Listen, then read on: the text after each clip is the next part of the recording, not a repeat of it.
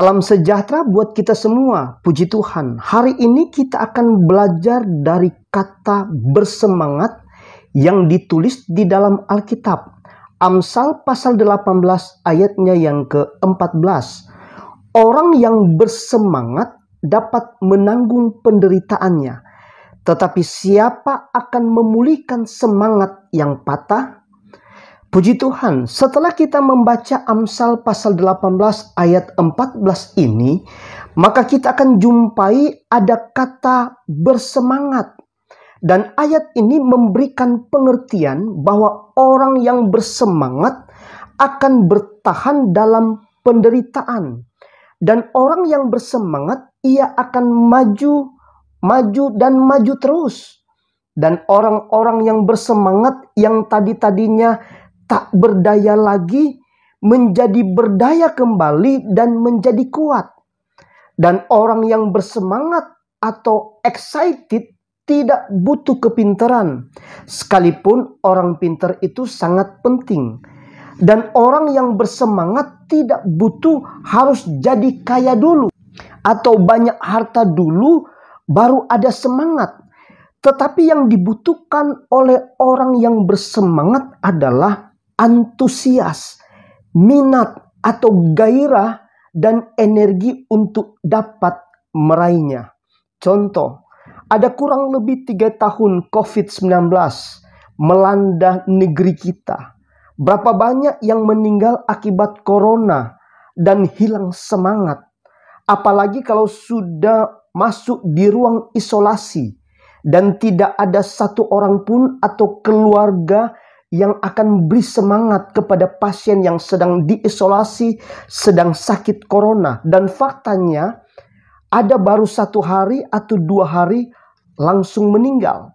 Dan puji Tuhan, saya banyak mendengar kesaksian orang-orang yang sempat sekarat akibat COVID-19 atau COVID-19 ternyata dapat bertahan dan sembuh. Memang kita percaya bahwa semuanya itu karena Tuhan, kalaupun dia sembuh. Tetapi dengan semangat mereka untuk tetap hidup, mereka pun dapat melewati penderitaan-penderitaan dan masa-masa yang sukar. Bahkan kalau kita akan baca di dalam Amsal pasal 17 ayat 22, firman Tuhan berkata, hati yang gembira adalah obat yang manjur, tetapi semangat yang patah mengeringkan tulang. Artinya semangat yang patah bikin kurus, bikin mati. Lalu semangat apa yang harus ada dalam hidup kita supaya kita dapat bertahan dalam penderitaan?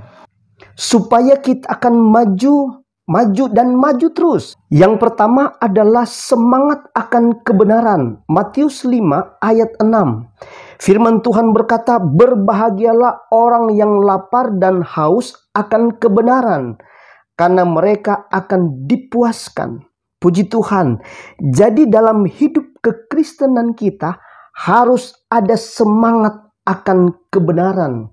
Kita hubungkan dengan Matius pasal 6 ayat 33. Firman Tuhan berkata, tetapi carilah dahulu kerajaan Allah dan kebenarannya, maka semuanya itu akan ditambahkan kepadamu.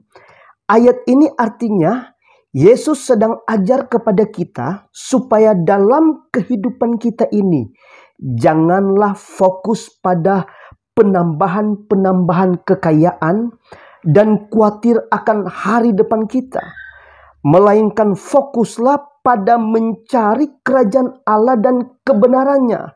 Dan firman Tuhan berkata, maka semuanya akan ditambahkan kepadamu. Dan saat semuanya ditambahkan kepada kita, karena kita fokus pada mencari kerajaan Allah dan kebenarannya, ternyata bukan cuma pada kebutuhan-kebutuhan kita yang diberikan oleh Tuhan, melainkan sampai pada keinginan kita.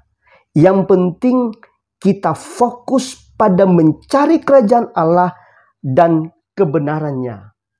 Puji Tuhan, mari kita lihat ayat yang menyatakan bahwa Tuhan menjawab dan memberikan bukan cuma kebutuhan-kebutuhan kita, tetapi sampai pada keinginan kita. Wow, kita lihat dalam Mazmur pasal 37 ayatnya yang keempat, firman Tuhan berkata, "Dan bergembiralah karena Tuhan, maka Ia akan memberikan kepadamu apa yang diinginkan hatimu."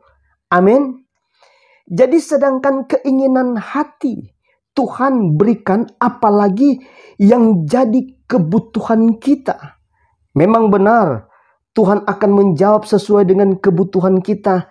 Tetapi jangan lupa ayat yang baru kita baca tadi, Tuhan akan berikan apa yang kita inginkan. Karena kita excited, karena kita bersemangat. Dan kalau Tuhan jawab dan berikan kepada kita memiliki kendaraan mobil, itu bisa saja itu kebutuhan dan bisa saja juga itu keinginan. Tetapi jika kita dapat mobil yang mewah, nah itu sudah keinginan. Asitoh Tuhan mampu berikan semuanya. Untuk itu bersemangat terus. Tuhan Yesus memberkati kita semua. Amin.